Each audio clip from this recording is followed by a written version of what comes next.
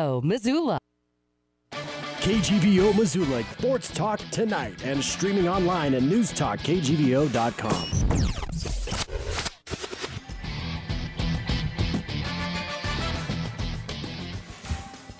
Well, I tell you how the weather was, Missoula, but it's dark outside. I cannot tell. I know that it is cold. I know that winter is coming. Winter is coming, like Game of Thrones. Winter is coming, Denny. All I care about, we don't have a show next week, so I need to get you through the next hour without a targeting call. So you can sit out next week. Well, I'm not a cheap shot quarterback, Denny. So, man. Anyways, hey! I can't wait to hear what Corcoran was thinking about on that play when he had to call that. Speaking of cheap, Sports Talk tonight. Yeah. With Gerns and Bedard live from the KGVO studios. Remember, we are streaming worldwide on Newstalk.KGVO.com.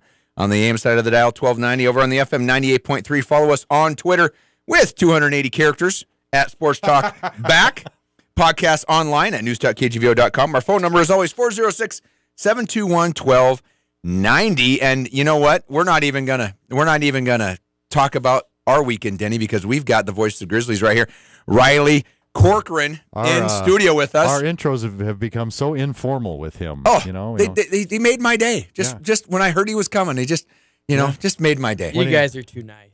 when he came down for his first appearance on our pregame show last year, we told the crowd, hey, applaud when we introduced him, and they did. And since then, it's just like, oh, it's Riley again. It's Riley. Kind of part of the furniture. Trials. It's a good thing. It's nice to be familiar. Isn't it? Everything's familiar this year. It's a lot more relaxed, more comfortable. I'm with you guys. I like it though. Thanks for having me again.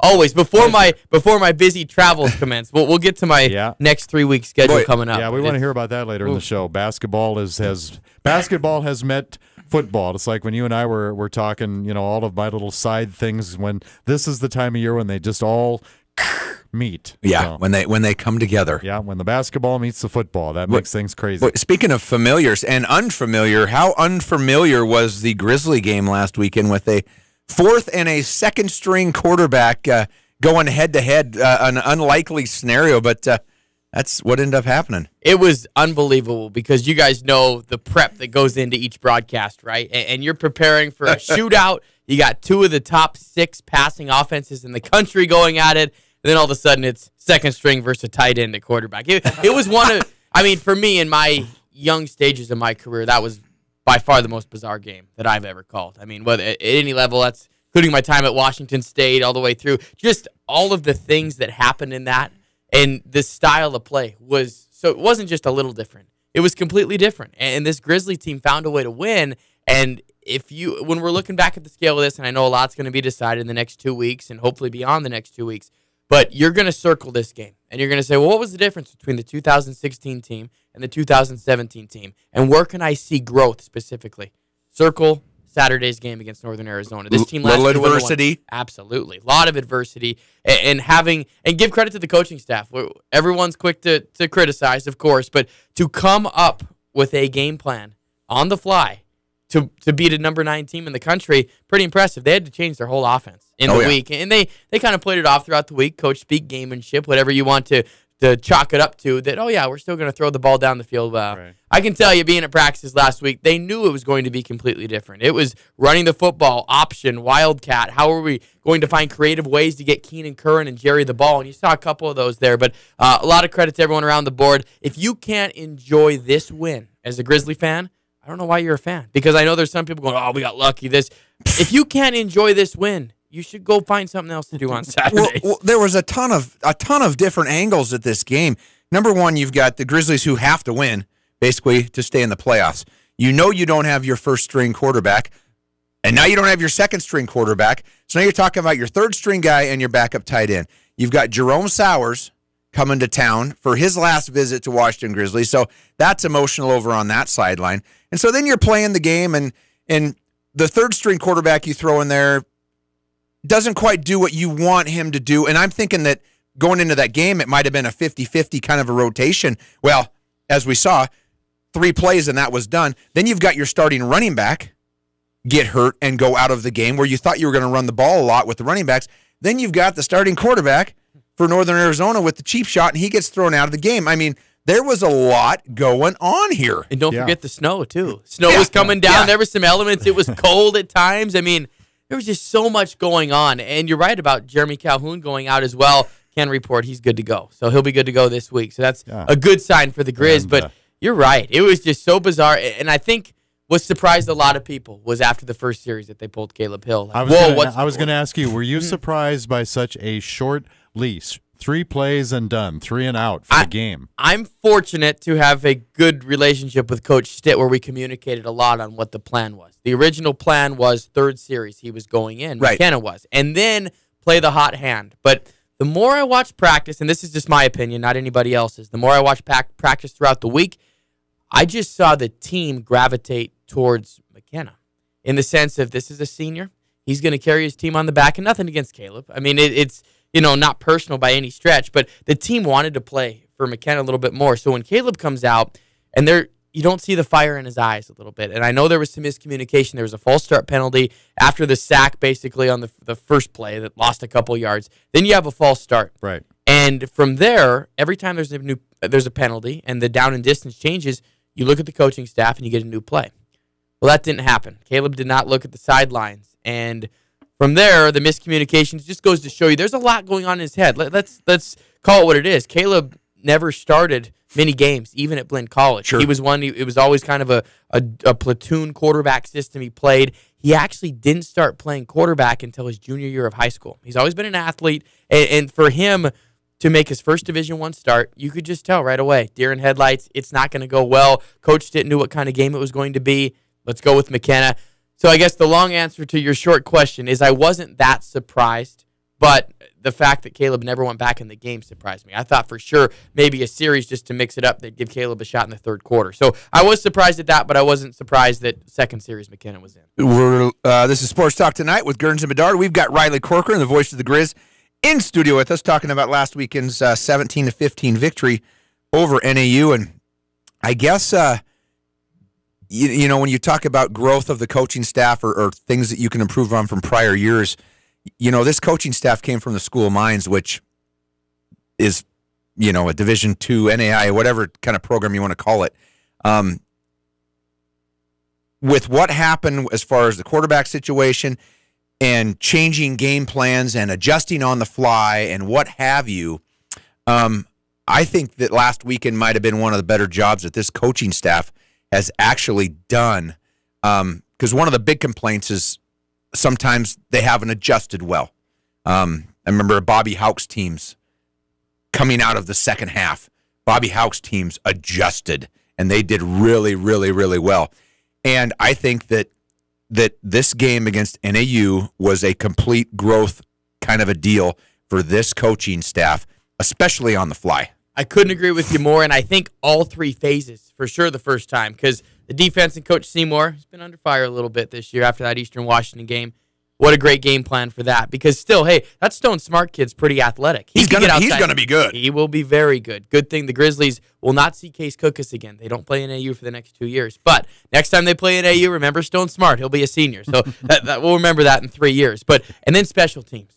Special teams finally made an impact in a positive way. But you're right. They adjusted on the fly, and you guys followed the team close enough. You know each game. There was a turning point for me, and I go back to Pocatello at Idaho State. That, to me, was the first time that they really made second-half adjustments that were key. Because if you remember, Idaho State was beating them down the field. They were losing at half. You're thinking, oh, man, here we go again. This would be a terrible loss.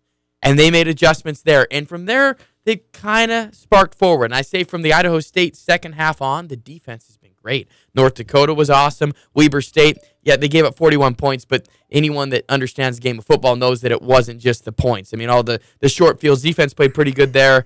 And then the game, of course, last Saturday. So to your point, absolutely agree. And I think it started at the Idaho State game. They have been adjusting a heck of a lot better in the last year and a half. Well, and they shifted on the fly real early. Obviously, if you only give your number 3 quarterback one series to try to accomplish something and it doesn't happen, so in comes quarterback number 4, who's now a receiver. But Gurns as a receiving core, you'd mentioned that they weren't going to, not to imply they were going to dumb down the original offense, but they're probably not quite as complete a package, even if Hill had been somewhat effective. But now you got the number 4 guy, so now more likely than ever, you're going to be running the ball a lot. And so how does that affect what's going through the head of the receiving core? You've got all these receivers. What have they got to do to stay in the game and help out? Because they know they're not going to get the ball very much. Well, I tell you what's not going to happen is you're not going to see a lot of deep outs and a lot of crossing routes. And, I mean, what you saw from McInnes when he was in there was some short passes and some fades, which actually turned into posts because that's where McKenna was throwing it. But anyways, as a receiver, and they probably knew this a little bit going in there into the game, it's like, you know what? You need to think more team than and you need to block your butt off, and you just need to when the route is called for you, you need to run it well, to be honest with you, and you need to do everything you can to make yourself available for your quarterback. So mission accomplished. I mean, you probably look at that a little more closely than the average fan does. You know, I think that they were. I think if McKenna would have thrown some fades to the outside shoulder like you're supposed to, he would have had a couple of big plays. That play by Justin Calhoun was all Justin Calhoun. That was a badly thrown ball. And if you remember, but he was running the fade, and he had to elude the cornerback and get inside to make that grab. That was all Calhoun. And, you know, McKenna hasn't been doing that. He's been the one catching the ball. So, so what do you do? And he's also out there, you know, kind of being a little bit shy. He doesn't want to make the turnover or the bad play, you know. But, you know, as a receiver, I think you just got to go into that game and go, you know what? Not going to have a lot of opportunities. When I do, I got to make the most of them, but I got to block my butt off. And I think Justin Calhoun, that was huge, that catch that he made. And that was one of the worst balls I think McKenna threw. That he even said that the next day. And there would have been more opportunities. I agree with you if McKenna maybe would have thrown to the right shoulder or where you're supposed to. But the receivers did a good job. Keenan Curran, he stood out to me as well, that he was blocking. He understood what the game plan was going to be. But guys like Samori Toure, Sammy Akem, we never called their name one time. Yeah. And for the Grizzlies to pull out a win without those two, and then this week to hopefully see them down the field a little bit, it'll be nice for Griz fans. So give us what you know, your update on our starting quarterback, Gresh Jensen, our freshman. Do you want me to pull a Coach Stitt, or do you want me to? No, I'm just kidding. I have seen all three of them take snaps at quarterback this week. Gresh looks pretty good to me. It's just a matter of if from the mental side of it, can he wrap his head around the game plan and still be good to go from a thinking standpoint? My inkling says yes. But also that I think this package with McKenna Simis, they've started something that, you know what, Northern Colorado defensive coordinator, you're going to find out, James Jones, that you're going to have to defend this. Ty Gregorak next week, you're going to have to defend this. And because I don't think this package is going away. That is at least what I've been seeing, that you're going to see Gresh, Caleb, and maybe McKenna all on Saturday. Oh, they brought it out a little bit. Was it Idaho State where they had a package for McKenna? Yes. There, and so I sprinkle it in. Yeah. As my boss at Coke says, sprinkle it in with some common sense. Sprinkle a little common sense on it. Yeah, the more you got the more you put on tape, the more they have to defend, especially this time of year when, you know, get into the dog days a little bit. And I'm telling you what, I wouldn't want to be a defensive coordinator wondering what the Grizzlies are going to do the next couple of weeks, because they can attack you in a couple different ways. And we use Jerry Louis a lot too, close to the line of scrimmage. So, what'd you guys think of him on special teams? With kick return, obviously the punt return was huge, but getting him as the primary kick return, that was a big change. That it gave him a little bit of a spark. No, I like it. I mean, we hadn't done much on kick return all year. I mean, so you throw somebody in there until you find somebody that can get it done. And I think some of the concern last year was, well, we can't overuse the kid because he goes all out 150% every play. He's going to get dinged up or hurt, and for right or wrong, good or bad, I think it's all good, is that he is not necessarily part of the receiving game during the regular offense, with Samori Toure coming on pretty strong. So he's got he's a little more, not running maybe quite as many routes, not getting whacked as many times on regular plays. So all right, he's a little fresher. Let's let him. Love to see him return punts. I had no problem seeing him return kickoffs. I'd like to see him, when he goes sideways. That's when everybody gets excited, but sometimes good things don't happen when he goes sideways. Jerry will be Jerry. Yes. And he's either going, he's going to make a lot of plays, and he's also going to have a couple of those where he loses 5 yards. But hey, he's a fan favorite. Absolutely, and I think the coaching staff and everyone else has kind of said, you know what, we'll take the good with the bad because the good, there's more upside. Yeah, lots of good. You bring up a good point too, Denny, about with Akim in there and Toure, and we are so deep at wide receiver. He's almost more valuable of a weapon on special teams. I mean, if you can start the ball, if you can get 20 yards on a punt return, and start at midfield or get a nice return on the kick return and get up to the 40 to start off. I mean, we've started at the 25 or the 20 or the 15 so many times this year that he's almost more valuable on special teams. I've got one stat nugget for you guys as we're on this topic. For the first time this season, the Grizzlies will actually play an opponent that we have a better kick return average than they do. Grizzlies are 12th out of 12th out of 13 in kick return average. Northern Colorado is last. There we go. There we go. We can expect great things. All right. Well, hey, before we hit our first break there, Mr. Bedard. Yes, sir. I believe you're going to change somebody's tax bracket. We have got our fabulous trivia contest brought to you by Fuddruckers and Happy Days Car Wash, 721-1290, if you know the answer. And our winner gets a gift card for a deluxe wash at Happy Days Car Wash. You want the best car wash in town, you go to Happy Days. You want the best vacuums in town, you go to Happy Days. They got those new bays right behind the wash there. So a deluxe wash from Happy Days Car Wash. Brent and the crew over there on Brooks. They're between Pizza Hut and Fairbridge Inn. And from our friends at Fuddruckers, a $10 gift certificate. World's greatest hamburgers. Whatever you order off that menu, you tell them how you want it cooked. They call out your name, you come and get it, and then you pile on all your favorite toppings. You top it yourself at Fuddruckers on North Reserve. 721-1290. If you know the answer, we just started talking about them a little bit. Our category tonight, Boris, Doris, or Horace. It's the final regular season home game for the University of Montana Grizzly football team. The Northern Colorado Bears coming to town from the city of Greeley, named after A, Boris, B, Doris, or C, Horace Greeley. Northern Colorado Bears in the city of Greeley. Really, Denny? Really? Really? Greeley and no, wait, that's another one there. Greeley named after A, Boris, B, Doris, or C, Horace Greeley. 721-1290. Put your hand down. You don't get to play. All right. Give us a call on that one. We will make you a winner. We will be right back with more Riley Corcoran Sports Talk Tonight. Phone number 721-1290. Give us a shout.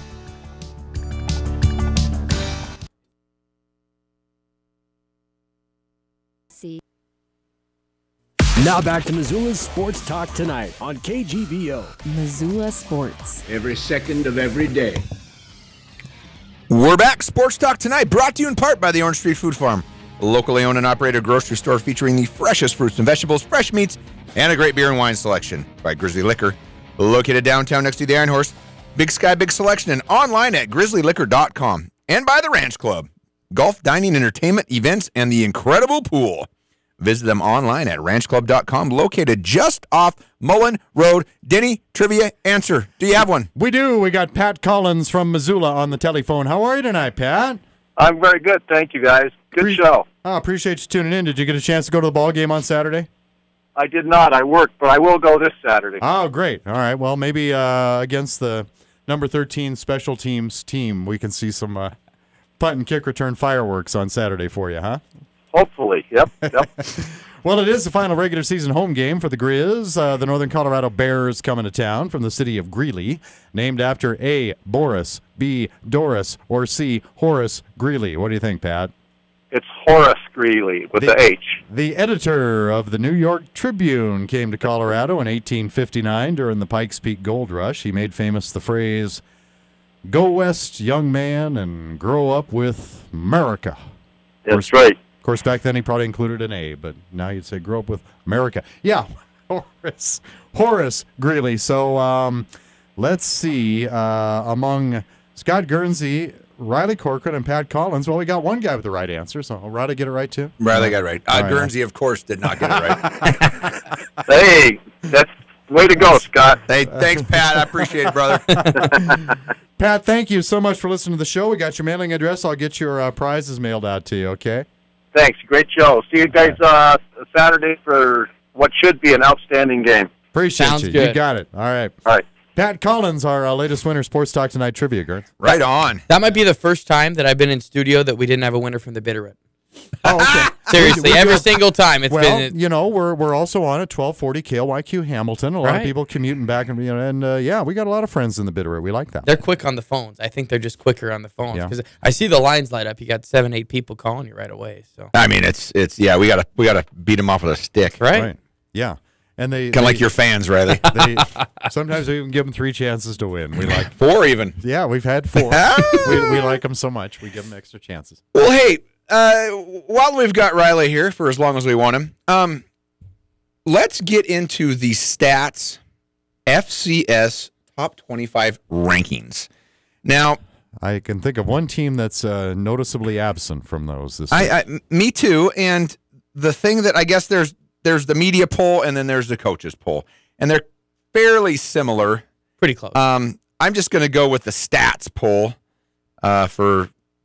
Heck, I think they know more sometimes than opposing coaches do about other teams. Oh, I think they do. Opposing coaches do not watch. Unless they're in your own Right. conference. Yeah. Why are we watching Elon? Right, exactly. Wofford. And who's watching Elon? I don't. Exactly. Is that a do you know their mascot? perfume? The Phoenix. The Phoenix. Anyway, go. Wow, out of the ashes, huh?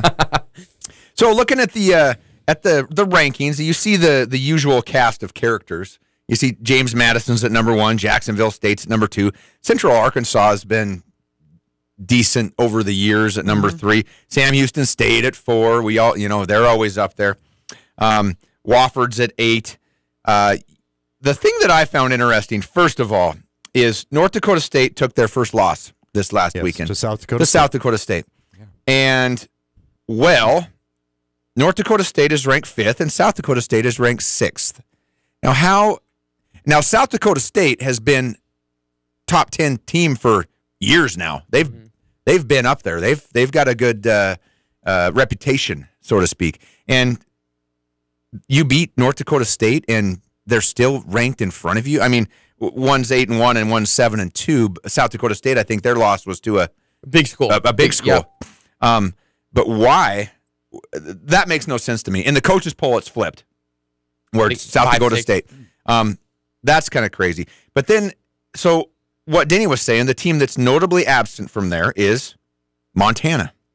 We're ranked number 29 behind Nichols, which is 26. Monmouth.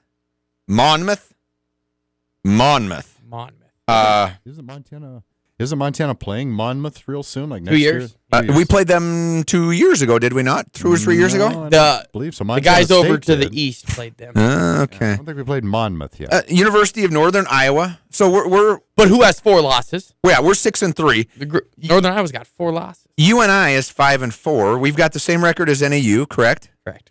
We just beat them. They're ranked 24th. Makes 0 sense. You've got Western Carolina, Furman, McNeese, teams Eastern Washington 5-4. Kind of ridiculous. New Hampshire is always up. Illinois State, Stanford, Southern Utah, Weber State 14-15. Weber State beat us. They're a good team. Southern Utah thus far has shown that they're a pretty good team as well. I've got no issues with them. They're both ranked 7-2. But then you get into the Grambling State at 8-1, who, I mean, they get ranked up there every year for nothing. Stony Brook at 7-2. Are you kidding me? And I guess my whole point is where's the respect for Montana? I guess you could look at the last game where they lost their starting quarterback in NAU and had to play with their second. But hello, we were on our 4-string, and he's a tight end. I mean, it's just now. Granted, we all know these aren't the real polls, and there comes.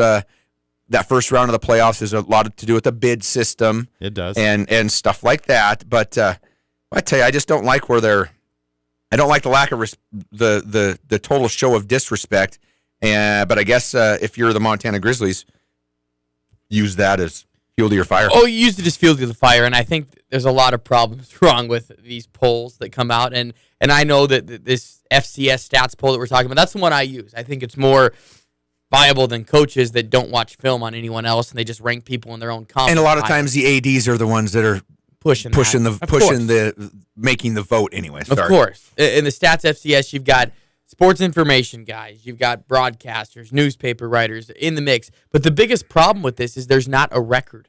next to a team. So someone will just go, oh, Eastern Washington. Well, yeah, they've been good in years past. We don't know. They already have 3 losses. And then they already lose, and it's their 4th loss. Well, but Eastern, they deserve to be in the poll. Boom. It's nothing, I don't know. There's no rhyme or reason to it. And I think the biggest problem I have of all of that is Eastern Washington. I think anyone you ask, at this point in the season, Eastern Washington is not a top 4 Big Sky Conference team. I don't think they are. I really don't. And the fact that they're rated ahead of the Grizzlies, ahead of Northern Arizona, I mean, I'm not sure about that one. I don't personally. I don't think Eastern's making the playoffs. Well, so for them to be 19, and now they can. If they end up 7-4, I suppose they got a maybe in there, and they may coast. They're at North Dakota, and then I think home to Portland State. Right. Although, as I understand it, their starting quarterback will not be participating on Saturday. An interesting little event there. Very interesting, and more details are coming out. And the more details that come out, the worse it looks for Gage Gubrud. He was arrested after the game Saturday night. He was with starting linebacker Kurt Calhoun, and they were drunk, and they were trying to protect a friend that was getting arrested. And the report says that Gubrud interfered with the arrest. The worst part, though, guys, he said, "Don't you know who I am? I'm the starting quarterback of the Eastern Washington football team. Drive around the billboards around town. I'm on them." That's not a good look for Eastern. So so he's out this week. I think they'll have a tough time at North Dakota at Senior Day in Grand Forks. Tough place to play. I'm telling you, though, I'll make the bold statement now. I think even if they win their last 2 games, Eastern's not getting in. I don't think they are. I'm gonna try that though myself if I ever get into trouble. Don't you know who I am? I'm Scott. No, Guernsey. just say, I'm don't Scott you know who I Guernsey's- know? I'm Scott Guernsey's co-host. Oh, sorry, didn't recognize you. Yeah, you got a face for radio, Denny, just like me, buddy. Just like that. Okay, so polls are polls, and whatever the heck. I really wish we were still stuck at the 16 teams for the playoffs. Now, granted, this year that wouldn't be good. I don't think that might be to our advantage, but I think it's too much. If you look into the standings for the Big Sky Conference, let's just look at this. So what you're saying is we can rule out Portland State, Cal Poly, Northern Colorado, North Dakota, Idaho State, UC Davis, Montana State, Sacramento State. I think 5 teams for 4 spots, but go ahead. 5 teams, including Eastern? Eastern's in there, but I would say that you've got Weber, Southern Utah, Northern Arizona, Montana, and Eastern. Those are your 5 teams. What I don't like is the disrespect from nationally of these guys that are the bracketologists, so to speak, right? That only 3 Big Sky teams can get in. Why? If there's 4 teams that are 8-3 or better, why not? We had 4 last year, correct? Exactly. In kind of a down year, that's what, for some people, that's what they're thinking the Big Sky is. To me, same league it's been. You got high-flying offenses. You got wacky stuff going on. It's a huge league. I think 4 are getting in. The big one this week, Southern Utah. I think Weber State is going to win out. They'll be 9-2. Okay, that's what I was going to ask you. I'm jumping ahead of you. Okay, go ahead. So go ahead. This week we've got Weber State at Portland State. So we're thinking Weber's going to take care of business down there. Yep. We've got Montana State at Northern Arizona. Blowout. NAU's going to take care of business down there. And you got Southern Utah at UC Davis. Upset of the week. I'm going with UC Davis in that one. Okay. Really, and you know what? UC Davis has been hot and cold. When they're hot, they're really hot. When they're cold, they're cold. I mean, they've shown at times this year that they're a very capable team. They've got a top 5 quarterback and the number 1 wide receiver in the country. There yards you go. per game. So Keelan Doss, Jake Mayer, just named to the Walter Payton Award watch list. So, I mean, they're making headway. Dan Hawkins doing a great job. I just see that as that Southern Utah is looking at the carrot at the end, Northern Arizona a bit. I'll go upset there. I think Davis wins. Okay, so then you go to the next week. You've got Weber State at Idaho, or Idaho State at Weber. Weber's going to win that. Yep. So you're thinking Weber's going to finish at 9-2. They're in. You're thinking we're going to finish at 8-3. Yep, we're in. You've got Southern Utah and NAU. You've got NAU's winning last week. The last game of the season, you've got NAU at Southern Utah, which I'll give you 2 scenarios. If Southern Utah takes care of business this week against UC Davis, I think they're in regardless. But let's just say Southern Utah loses, like I'm calling this crazy upset. Then I think that is an elimination game. Winner gets in, losers out. So you'd have 2 7-3 teams. You'd have NAU going against Southern Utah, Right. and winner, and so then we'd only have possibly 3. 3, and then you'd look at Eastern Washington and the loser of that game for potentially 4. 3 are for sure getting in. I think if the Griz take care of business, Weber take care of business, they're for sure in. The winner of Southern Utah NAU is for sure in. I think the loser for Southern Utah NAU's got a good chance. I think Eastern needs a heck of a lot of help. That's just the book it, Dano. All right. Oh, and before we go to break, speaking of watch lists, congratulations to Grizzly linebacker Josh Buss, who is on. They still call it the Buck Buchanan Award, right? Josh is now on that watch list. Nice. impressive stuff. Very cool. Yeah. And congrats, Connor Strom, this week's Big Sky Conference Player of the Week and nomination for National Defensive Player. He had a game. Heck of a game. Boy, heck of a game. But anyways, hey, when we come back, you know what? I guess we got to touch on a little bit of Grizzly basketball. Got to get to that. And whatever the heck Grizzly wants to talk about. It's his Grizzly. Grizzly? Riley? Grizzly Riley? I answered. Riley? I've answered it a lot worse than Grizzly. Wow. All right, I'm going to have you another. Keep working on that, son. We'll be back. Sports Talk Tonight.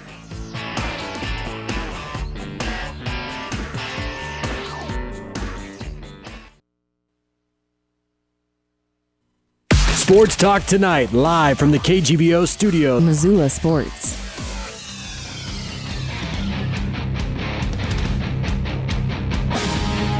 We are back. Sports Talk Tonight, brought to you in part by Bell McCall Ford. Great selection of new and used cars, trucks, and SUVs. Bell McCall is your locally owned low-cost auto dealer for over 100 years in downtown Hamilton. And by Granite Pharmacy, locally owned and operated pharmacy on South Avenue between Shopko and Big Sky High School. Find them at granitepharmacy.com. Get your flu shot today. And by the Peak Health and Wellness, with 3 premier facilities in Missoula and a dedicated staff to help you achieve and maintain your health and wellness goals. That was impressive. That is my my Denny Bedard, Peter Christian, you know. Oh, really? Maybe. Sound like Mel Torme calling. I don't Ooh. know. Can you do Would Peter like- Christian's first down call first?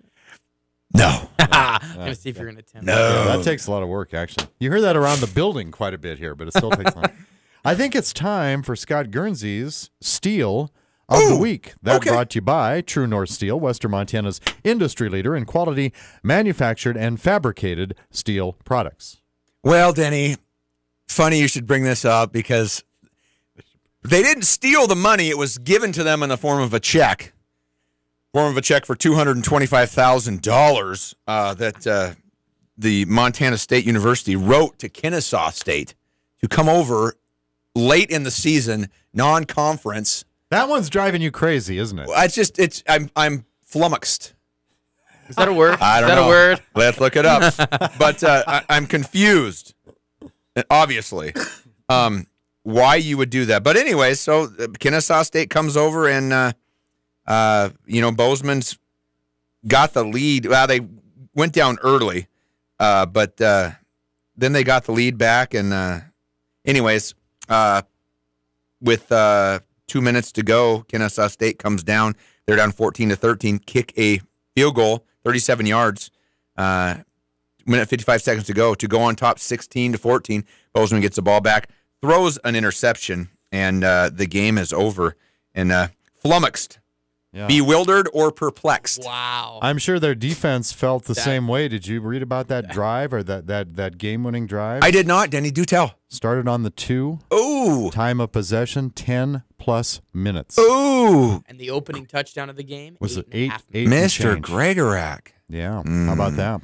You know what? The coldest game that Kennesaw State had ever played in their history. Which is rather brief, I think. 3 years. Yeah, they haven't been a program. Real So long. good for them. Ranked number 24, Yeah. I believe, Yeah. in the polls. And The Owls. Go hey, Owls. eighth straight win. That's my steal of the week. They didn't steal the money. It was given to them, but I don't know.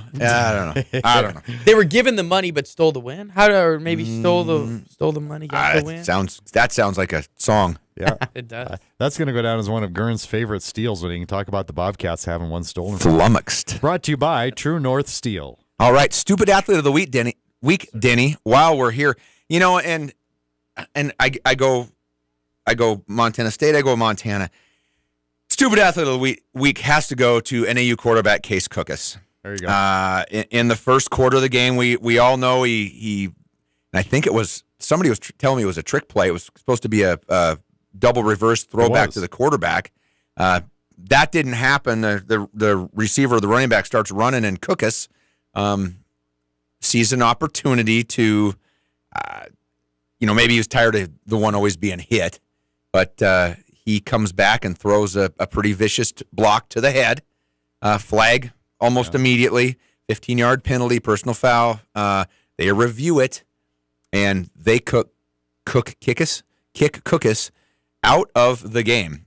First quarter, huge. And okay, so you get kicked out of the game, but then you throw a tantrum going down the sideline. I don't know if he was flipping off, but he was hand gesturing. It was more like bring it on, because people are obviously going to be taunting and booing. He was yelling the F word. I know that for a fact. Yeah, I don't care what crowd it is. That isn't unique to a Grizzly crowd.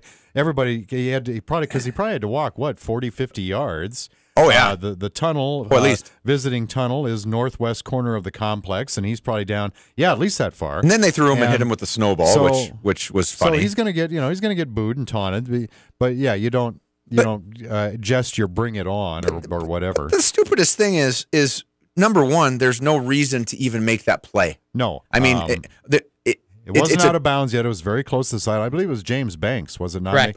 Sideline had not doing anything. It was a dirty play. Yep. And it was going to do no good for you. You could even hurt yourself. I mean, you throw the arm and the shoulder like that. I mean, you're a quarterback. And he had a shoulder injury all of last year. Yeah. So it wasn't going to be a disaster. It was about a 2-yard gain. I think it wasn't a great play, but it was, it didn't go for negative yards. Just not a smart, just a stupid play. And athlete gets caught up in the moment and he wants to make a play, but tell you what, you got to just get in the way. Which I don't even know if there was an opportunity to do that. By the time he made that hit, Banks had pretty much closed in on the ball carrier, and you must have been. We could kind of hear it in your highlight because we used your highlight during the post-game show, and it was like you and Sundberg just kind of kept going because you couldn't believe what you just saw. Well, I think at first, and I even said he shoved him because I couldn't imagine that he actually would target him initially. So I said, he shoves him out of bounds. There's a flag. That's going to be a late flag. And then all of a sudden, Greg saw a replay, and he goes, I think that's targeting. And from there, I think we just crescendoed up, basically. we were starting to build it up like, no way. This is targeting? Okay. He's going to get kicked out. You realize how big of a play it could be. And then we just went crazy. Yeah. I mean, because, it just built up and magnified. It was crazy. I think it didn't seal the deal, but I think you get a pretty good indication when the referee gets out of midfield and turns on his radio and doesn't say personal foul late hit, or he says personal foul targeting. Offense number 15, I believe. 15. When the referee says that over the PA system, you got a pretty good idea somebody's going to go bye-bye. When it's a point of emphasis in college and the NFL. We got nailed for it twice. Yes, sir. The week before. So, hey, just not a smart play. My stupid athlete of the week, Case Cookus. I think that was predictable and obviously a good call on that. I think that the whole targeting thing, at least from what I've heard around the league, it stemmed actually from the Grizzly game against Portland State. Mm-hmm. And there was a non-call against Josh Buss. And since then, 7 targeting calls in the league. So it's been a point of emphasis. Anything close. I don't think the reaction from Cookus, man, that's not very smart at all. And they even had the NAU radio guys calling out the Griz fans, saying that, there were hundreds of snowballs thrown at him and trash and everything. And I'm like, come on. Yeah. Come on. Better than that. Yeah. Watch the replay on that one, guys. So I believe that maybe we should turn to some basketball. We should. The final quarter hour of Sports Talk tonight. We whipped up on Saskatchewan the other night, huh? We did. Yeah. We did. I guess you get the biggest disappointment out of the way. We are not going to be with who I believe was a projected starter this year. Projected starter, Donovan Dorsey, Washington transfer. Just unfortunate. 2 separate hip injuries. Out for the year. Still waiting for tests back, but he's going to be a big part. And Coach DeCuire said in the pregame show with me that he was projected as the top 3 scorer for this team. I mean, they were thinking Ahmad Rory, Michael Guinea, Donovan Dorsey. Those guys are going to be your heavy lifting. So he's out, but can this team still win the league? Yes, absolutely they can. And guys like Bobby Moorhead, Saeed Pridgett are going to have to step up more. But from what I saw Monday against a completely overmatched opponent, let's just put that out there what it is. I mean, but this team focused in on the defensive end, which is what Coach DeCuire has been preaching, but also Michael Guinea is special. And Ahmad Rory is now putting the passing element into his game a little bit more. He comes from Oregon. He's a guy that can be the leading scorer. He could score 25 a game. But Coach DeCuire has told him, if you want to take your game to the next level, people appreciate 15 points and 8 assists, a heck of a lot more than 25 points, 1 assist.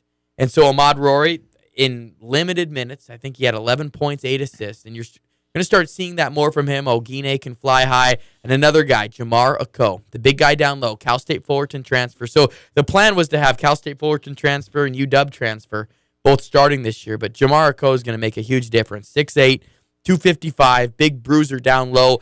And Fabian Krislovic, he's the only senior on the team. He's the glue guy. He's going to keep it together. He's an extension of the coaching staff.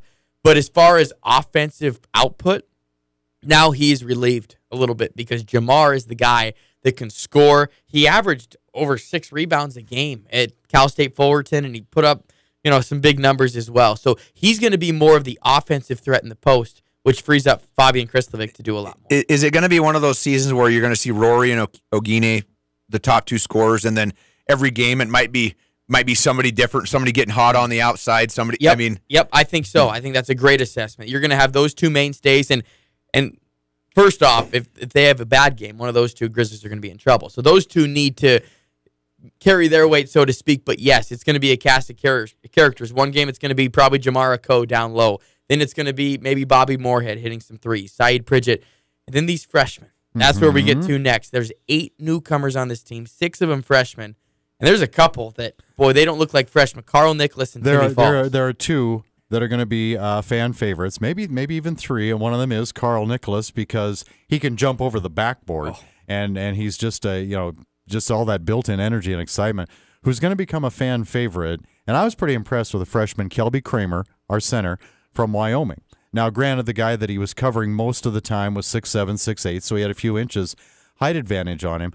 But for a freshman right out of high school, this kid was not buying head fakes.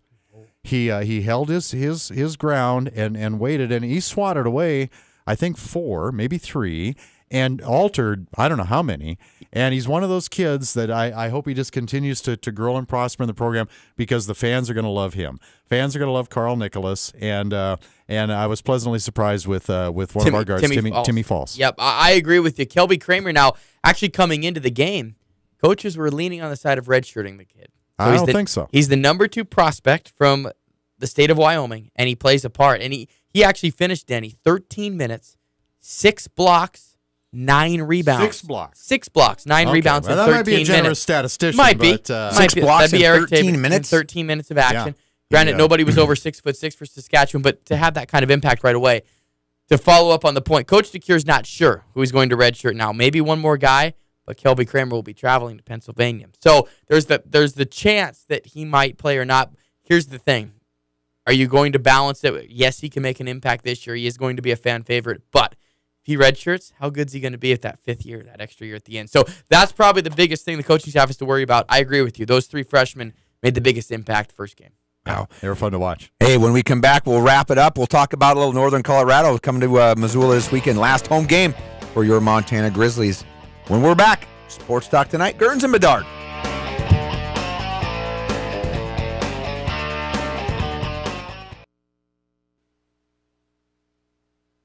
Now back to Missoula's Sports Talk Tonight on KGVO. Missoula Sports. Every second of every day.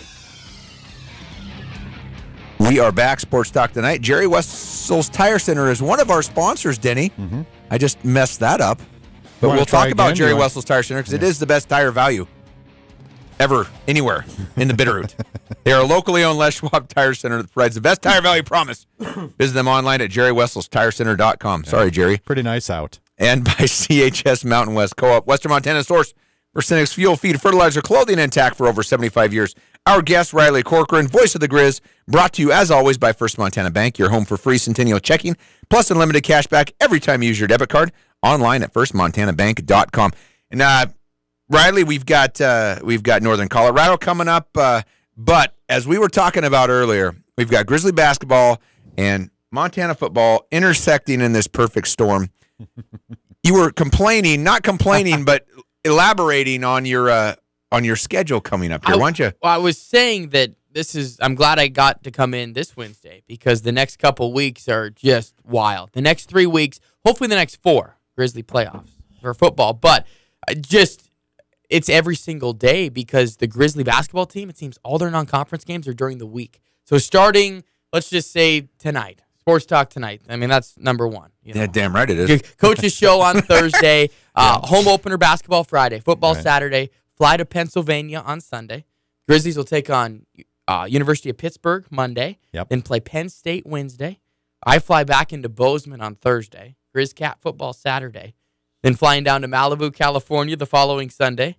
2 more basketball games Monday, Tuesday.